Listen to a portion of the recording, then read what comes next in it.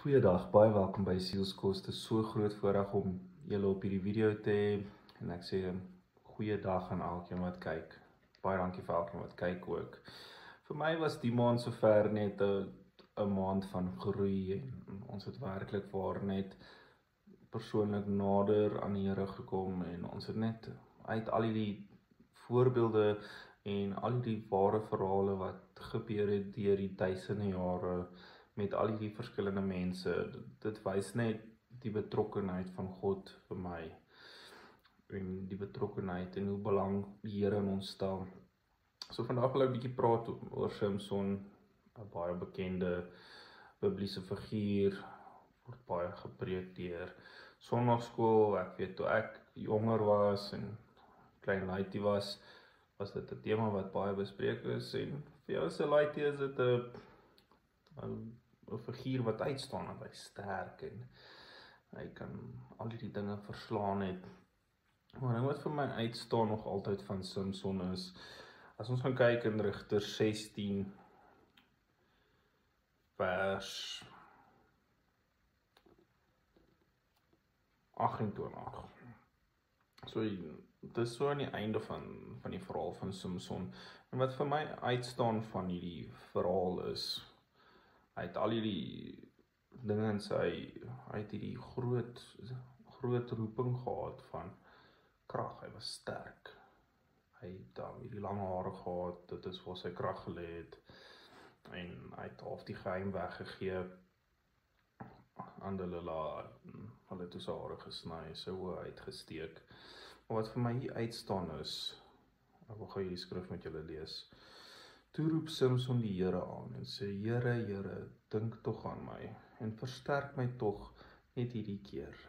O God, dat ek my oor een van my 2 oë op die Filistyne kan breek.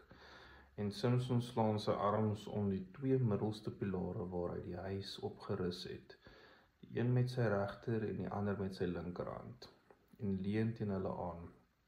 En Samson sê, laat my sterwe saam met die Filistyne. En hy buig hom met krag sodat die huis inval op die voorste en op al die mense wat daarin was. So was dan die dooies wat hy by sy sterwe gedood het, meer as die wat hy in sy lewe gedood het. Sy broers en sy hele familie het toe afgekom en hom opgeneem en opwaarts gebring en hom begrawe tussen Soria en Eshtaol in die graf van sy vader Monag. En hy het Israel 20 jaar lank gerig. Dit is wat vir my nogals uitstaan op sy gebrokenheid, op daai punt waar hy eintlik verloor het.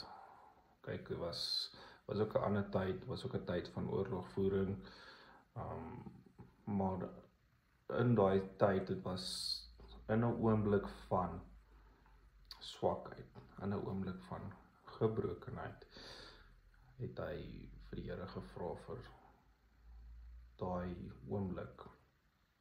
En dis wat vir my uitstaan van Samson nog altyd is, in daai oomblik waar hy vir die Here vra om die werk te doen, om daai laaste krag te gee, is dit wanneer hy eintlik die grootste oorwinning gehad het oor die Filistyne.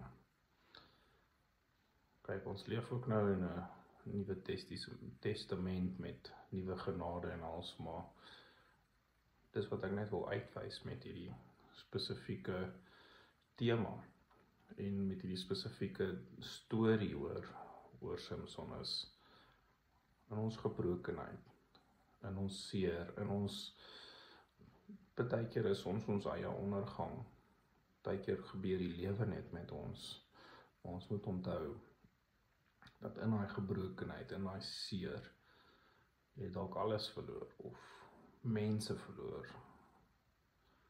finansiëel alles verloor, om beleggings verloor, wat ook al, dat jy kan weet, in die Here lê jou oorwinning, in die Here se genade lê jou oorwinning.